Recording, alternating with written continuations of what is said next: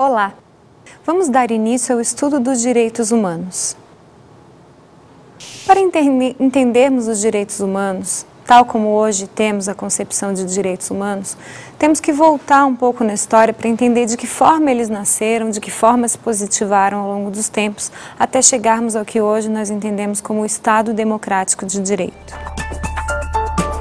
Vamos partir das considerações gerais para chegar aos conceitos de dignidade da pessoa humana, os valores da liberdade, da igualdade e da solidariedade.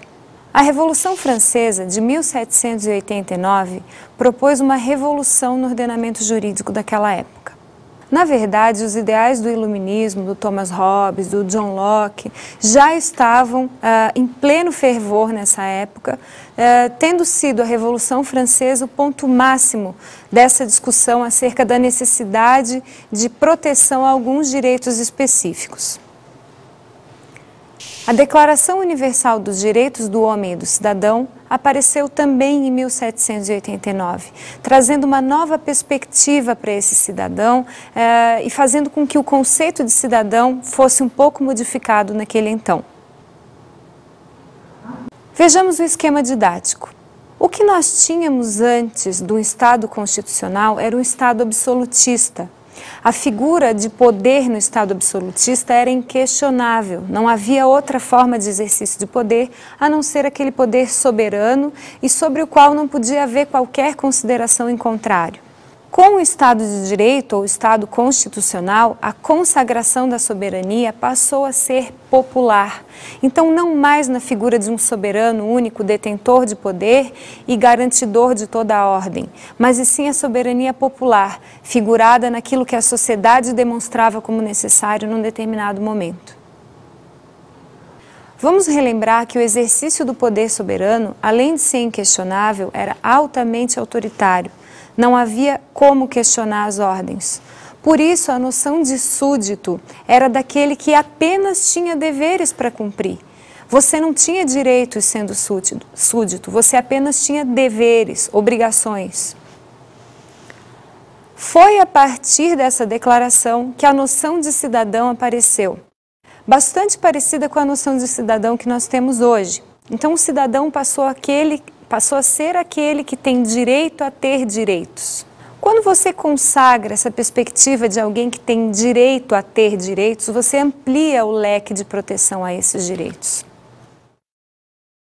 Entretanto, a Revolução Francesa do mesmo ano já havia propagado aqueles 3 ideais fundamentais e que podemos considerar que foram ideais de baliza para toda a perspectiva de direitos humanos. Vamos relembrar da liberdade, da igualdade e da fraternidade. Esses ideais passaram a ser balizas interpretativas para o direito. É como se eles fossem um novo paradigma de interpretação para aquela noção de direitos humanos. Em seguida, a Carta de São Francisco, em 1945, propôs a criação da Organização das Nações Unidas, a ONU. No primeiro parágrafo do preâmbulo da Carta das Nações Unidas, nós tivemos já uma redação bastante preocupada com a proteção aos direitos humanos. Vejamos.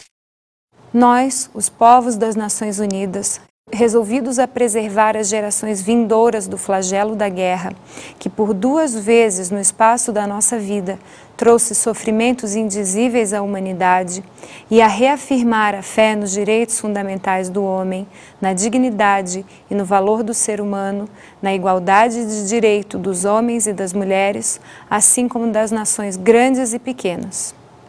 Veja que a preocupação com a proteção dos direitos humanos apareceu de forma clara, e essa preocupação ela teve uma motivação.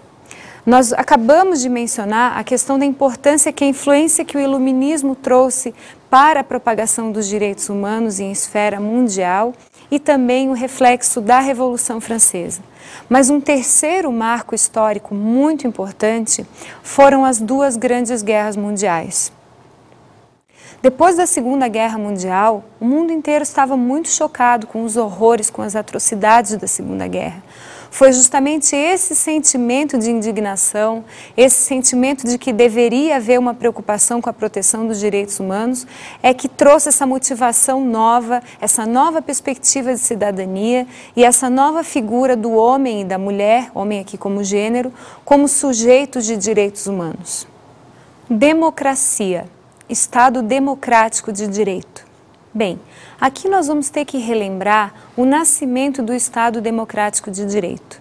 Vimos que saímos do Estado absolutista, passamos pelo Estado constitucional e toda a repercussão que teve a inserção do Estado constitucional em função dos movimentos constitucionalistas, a necessidade de se consignar de forma escrita aquilo que era realmente direito e aquilo que era obrigação. O medo todo era com relação àquele resquício absolutista, era o medo de realmente o poder ser exercido sem limitação, sem fundamentação jurídica, sem previsão, quer dizer, tinha que ter um parâmetro de interpretação para os comportamentos, tinha que ter uma segurança jurídica no sentido de as pessoas saberem qual que era a previsão dos seus direitos e qual que era a proteção que esses direitos tinham.